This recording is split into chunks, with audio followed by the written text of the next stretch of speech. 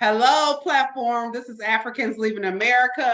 I am Afia Koomson, and I have a wonderful guest with me today. Can you please introduce yourself to the platform, sis? Oh, thank you very much. My name is Christina Chavis, and I'm a member of the platform as well as many other platforms to support travel to Africa. And I wanted to interview her because I saw some pictures of her on Facebook as well as videos that really warmed my heart. She has been to several African countries and she really gets in there with the locals and everything when she goes to Africa. She doesn't sit on the sidelines and, just try to be cute. She's really in there talking to the people, getting to know different ways of living. So my first question is for you, sis. What made you want to travel to Africa, and how many African countries have you visited? Okay, what made me want to travel? Ever since I was very young, I've always had a fascination with culture and something about African people that has always fascinated me. I have a lot of people in my family that married Africans and they live in Africa. And so I have cousins or relatives that are my relatives by blood. They're my cousins that are half African. So, like at family reunions, I'd have African food, African clothing. All I hear is Africa. You're right. So so I dated a few, just kind of been in a circle. So I kind of felt very attached to Africa. So my cousins have traveled. So when they had the God year of return in Ghana, they kind of made it seem really simple and made it more inviting for me to go. So I simply asked my cousins who had been there a couple of times already, and I had someone to sort of travel with, so I didn't feel alone. So we went together, and that was the first time in 2019, and since then I've been going. I've been there three times since then. So Wow. yeah. Wow. And you've been to Nigeria too. So tell us about that Nigerian experience. Okay, so I went once last year. That was to Abuja and in Lagos for a little bit, but I was going there for a wedding, so it wasn't like I was really touring the area. Okay. This year I wanted to go back, and this time because Jabola, he's my tour guide, I knew I'd really get to see and experience Nigeria, like really Mm-hmm. experience it the way the locals experience and get to see not only the touristy sites, but really see Nigeria. So I can tell people I've been to Nigeria. So because I hired that tour guide, he helped me to see basically all the key points or the key spots in Nigeria that are worth seeing. I think I saw. Mm-hmm. And so it was a very wonderful experience. So when you were there with the ladies that were busting up the rock, were you in Nigeria then? That was Benin. Oh, you saw that one. That was Benin. Yeah. That, when I tell you I cried, oh, Did it makes me you? tear up wanting to talk about it again because it was it was humbling because Mm-hmm. we do such big things here in America in the West, and then you go there and you realize I'm not doing anything. Like, Mm-hmm. hear me say that I'm tired, and to them it's nothing. Like there was Mm-hmm. it was like I want to say great grandmother, grandmother, and then a mother, and then all the children. So it's like what, four generations there, and they were happy. They were happy though. They didn't look tired or exhausted. They were happy. But Mm-hmm. then just to see the strength, the resilience, and just what they do on a daily basis, just like it was so humbling. Mm-hmm. Mm-hmm. Mm-hmm. Yeah, So when I saw the little girl busting up that rock, I said, wow. I say, you know what, we complain a lot about things that don't even really matter here. They are really strong women. that was the theme throughout all of Benin and even Nigeria. But Nigeria, the part we see like Ikoyo, I'm sure you've heard about that, and Lakey and all those places that I was Mm-hmm. in, those are more modernized or westernized. But Yeah. then down to Badagry, which is getting close to Benin, and then it's a total different story, right? Yeah. You see nothing but women, women, women. And I think, like I told Jabol, I think I said the women are what's holding up Africa. Yeah. Oh, yeah. They're running Africa. It's Those not women, called Mama Africa for nothing. man, I tell you, it was amazing. It's It's not a whole called Mama different. Africa for nothing, honey. You will gain a whole new respect for women, and that's not to put any of my brothers down. This is not what this is about. I'm not trying Mm-hmm. to do that. It's just you don't see women in that in that I guess in that light. Typically, you don't see that with women. Mm-hmm. And it's not just once, but you see that throughout anywhere that I've been in Africa. Not been that many places, but the few places I've been, that's common. And from Right. what I see from other people, that's common all throughout everywhere in Africa. We're just Mm-hmm. one. So for me, I think if we could be that strong every day in Africa, there's no reason we can't be strong here in the West. There's Most nothing. definitely. Most definitely. So you went to Ethiopia as well. Now, was that a passing through, or did you actually get to be there and experience? Okay, so I want to answer that question in two ways. So yes, it was more like a passing through, but the way I try to plan my trips, and this advice to others too, is if I'm planning and I have a layover, I try to make that an extended layover as long as possible. Mm-hmm. So when I chose to Ethiopia Airlines, I chose Ethiopia Airlines because I wanted to get to Ethiopia. And because I work full time, we only have a limited amount of vacation. So I try to squeeze as much as I can. So I chose Ethiopia Airlines because they have a whole day layover and they also stayed overnight. So the Mm-hmm. airline, right. So Ethiopia Airline gave me a visa, didn't have to pay for anything. I was able to leave the airport, go travel around Addis Ababa, I think that's how you pronounce it, Addis Ababa, and see the city. And I didn't get to see as much as I'd like to one day, but that's better than not seeing it all. So I did get to get Right. out, explore a little bit, and it was interesting. It was nice. So how was the locals there in Ethiopia? Did they think that you were them, or could they kind of like see that you Yeah. are, from the States? How was that? Well, that's interesting. I didn't think about that. But yeah, they usually, even here, but especially there, yeah, I blend it right in. So Mm-hmm. I Mm-hmm. started Mm-hmm. cooking, then of course she's not one of us. But Right, right, right. I mean, because really, you kind of look a little Somalian, Ethiopian, you I hear kind of, that. yeah, yeah, like your texture, and your facial structure. Yeah, you can pass for Ethiopian or Somalian. You can. I hear that a lot. And you know Mm-hmm. what thing to me is I saw a lot of locals wearing local clothing. Like I didn't see a lot of Western clothing. Like Yes. I was only there for like a whole day, 24 hours, something like that. But I was very careful to use that time wisely. So I was really observing the women, how they acted, how they treated me, how they received me, the food that was readily available. There was a lot of hustle and bustle, as you would expect Mm-hmm. anywhere. A lot of hustle and bustle, a lot of traffic, crazy busy. But I noticed a lot of hijab. How do you say it? Mm-hmm. Hijabs. Yeah, and a lot Mm-hmm. of just traditional clothing. So the women Mm-hmm. really love to wear their traditional clothing. Mm-hmm. Mm-hmm.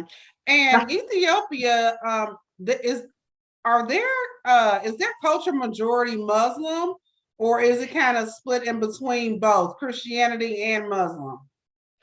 I'm not sure if I could answer it. I think the Somalians tend to be Or more Muslim? Muslim, but I think Ethiopia is a large Christian community. I think I'm Yeah, going to guess it's larger Christian. because I think the first Christian church in Yeah, Africa was built. Um, supposedly. and there's a lot of history about Yeshua, being in Ethiopia as well. They have a church there Yes, where they basically said that Yeshua was there, doing his, prayers and, meetings and things of that nature. So, it's a really thick Christianity culture in yes, Ethiopia, most definitely. yes. And I Mm-hmm. didn't get to talk to a whole lot of locals, but that was definitely my observation. And that's been my observation even from noticing Ethiopians here in America. They tend to be stray more towards, the Christian side. Yeah, yeah, yeah. So which country was your favorite and why? Okay, so the countries I've been, of course, Ghana, Togo briefly, Nigeria, twice, Ethiopia, Benin. And my favorite country, and this is not to slight any of my other countries. Right, right. And I mean, this is just personalized for you, with your own personal view. Right. And I have a lot more to visit. So I got a Right, lot more. right. This may change like next year. This is going to be a fluid list. But right now, I'd say Benin. It has to be Okay, Benin. okay, okay, okay, okay. And Did is I it say because you got more, close with the locals and things of that nature? Benin to me offers a very diverse experience. Okay. So I love Benin. So when I was in Cotonou, you have that's where you have the U.S. Embassy. You have all the embassies, Embassy Row there. You have really fast, solid, good internet. You have a lot more shopping. It looks more westernized. It's fancy, really nice hotels and all that. But then you have Savalou, you have Posotome, where they have this natural water that comes out the ground warm and full of iron. That's really Mm, healthy, good for your skin. You have all, really? This is in yes, Benin? Benin, yes, Posotome Wow. and Posotome. I think I'm saying that right. And then you have all of the palm oil plants. You have, I didn't see shea butter plants, but you have the gari where they make the gari. You have all the farms. You have the Mm, pottery places. So it's diverse. And then you see more unadulterated Africa. So if mm-hmm. you want to go and see land the way it was when our ancestors there before colonization, you want to see how they live. Benin is where you go. Now, Mm. again, I'm sure there's other countries in Africa that have that too, but I know Benin, you could go there and feel like you're stepping and walking an exact path of our forefathers before they were. Wow. And that was incredible. And the other thing, Benin people are so warm and so inviting. When I Mm-hmm. tell you, these women they'd see me passing, they would come out of their homes and just come grab me like this. I'm not used to that. Really? I love that. I I'm not, love that. yeah, Hey, don't you feel so much love in Africa? Like you in just, general, it's very addicting. It yeah, is. I'm planning my East Africa. I want to go Zanzibar, Kenya. I'm gonna do that next. Go to East Mm-hmm. Africa. But Mm-hmm. I'm already planning that. It is like my family says they want to go to Italy, Greece. I've been to Italy. They want to go Greece. And I'm like, I can't until I get off the African continent. There's like 6 other countries I have to see, and I can't imagine spending money to go somewhere else before I see all these African. There's so Man, much. it's so much to see in Africa. So many different countries. Why would you want to go anywhere else as an African American? Why I would you truly, want to go anywhere else? I If don't you want to be a little bit westernized, you can go to South Africa. exactly. South Yep. Africa, that's Yep. westernized. That's nice. Not saying Yep. that all Africa's nice, but if you want to be like American, you can go there. It's so many different aspects to Africa where you don't have to go anywhere else to travel out of the country if you don't want to, you know? If, if I'm going to spend $2,000 or $3,000, it's going to be in Africa. Exactly, exactly, exactly. So do you see yourself repatriating in the future to Africa? Yes, I've been wanting to do that since my trip to Ghana in 2019. Mm-hmm. Mm-hmm. Where I want to move keeps changing, Yeah. and I don't want to, speak negative, but I just honestly, Ghana was my first choice, but then seeing the way they're moving things politically, just Mm-hmm. makes me think, maybe not. Then Mm-hmm. I thought about the Gambia, but I haven't been there yet. And then I thought of the countries I've been, I think honestly, Benin would be a nice starting point in Cotonou because it's very modern there. And first of all, I didn't mention Benin is very, very clean. Yeah. Like really, really, really clean. I have a interview on here with a girl. Her name is Darren Maxwell. She speaks about Benin, and she loved Uh-huh. it. She loved it. Yeah, I mean, our interview lasted for like an hour, but of course I had to chop it up. But I mean, we went on and on and on, about Benin, and I mean, she absolutely loved it. Oh, really? So yeah, yeah, I have an interview on here that says don't sleep on Benin. Because a lot of people sleep on Benin. They really don't know anything about it for real. But that interview, like, I couldn't believe it. She had such a good time, such a good time. So Wow. yeah, check it out. And I also have an interview on here of a girl that went to the Gambia as well. She went to Gambia and she lived there for almost a year and a half. She was pregnant when she went and she had her baby there. And she said it was the Wow. best experience she's ever had as far as, having a baby, and being taken care of, just the Hmm. she was very comfortable, and they were there for her to actually, take care of the baby for almost a month. She had hired help, and in the States, you get the 6 weeks and they want you back to work, you know. But yeah, check that out. She lived in Gambia for a while. She even talks about how much it costs to live in a 3 bedroom house. She also went to Mali, Burkina Faso. So I mean, her name is Ida Leaks. But yeah, go on there and check Oh, out my page. I have so many different interviews. I even have Kenya on there, you know. So all these countries that you are getting ready to go visit, I pretty much have interviews based on those countries. So okay. yeah, go ahead and check it out, sis. Go ahead and I check it will. out. Yeah, yeah, Especially, yeah. yeah, in Burkina Faso. I'm going to Burkina next year. I should be going Mm-hmm. next year. Mm-hmm. So I definitely want to listen to that to Yeah. get And it. she even talked about Mali, how developed Mali is, and how beautiful it is. Like you can really see the mark, you know, of Mansa Musa in Mali. So Oh, wow. Really? yeah, yeah, yeah. So go ahead and check those out whenever you get some free time. But did you feel safe like traveling by yourself? You know? So I was scared. Mm-hmm.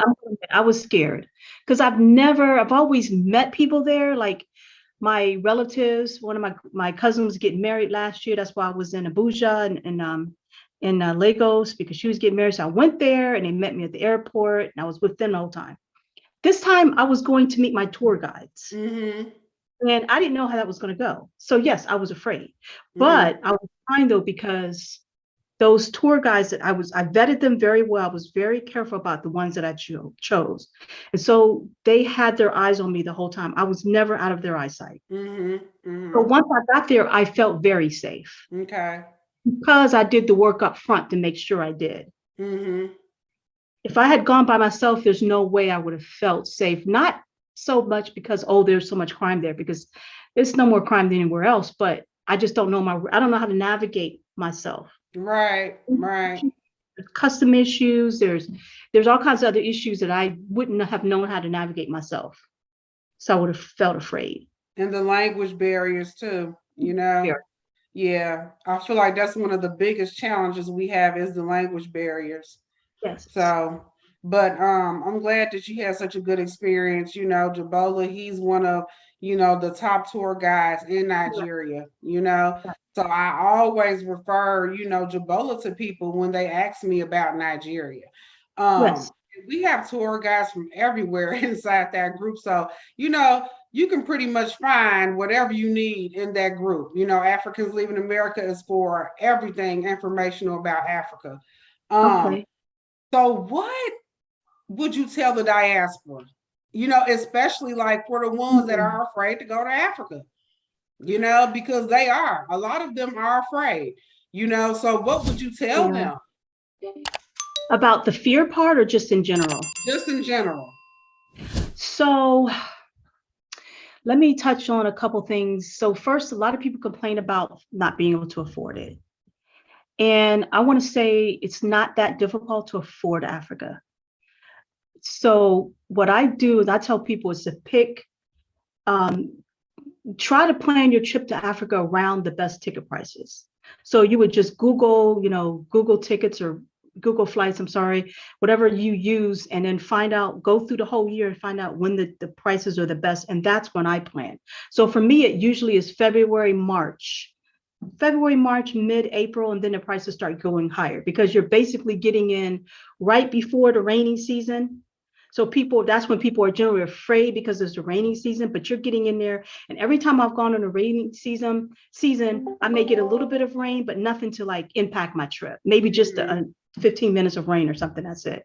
So plan it towards that. And they also have payment plans like Klarna. When you buy your ticket, you'll see where you can make installment payments. And also if you go as a group, um, then you can also get discounts. You could get payment plans with the airlines or payment plans with your travel agent.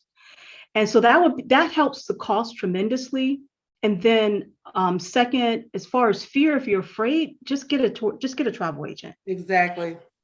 If I could tell you my experience, we have a couple more minutes. Going to Nigeria, I hired Jabola, and Jabola had an immigration officer meet me in the airport. So literally when I came out with my bags, going to customs, he's standing waving at me, tells me to come to the front of the line. I'm going to the very front of the line. He checks my stuff. I go through like 10 minutes. Boom, I'm out the airport. Wow.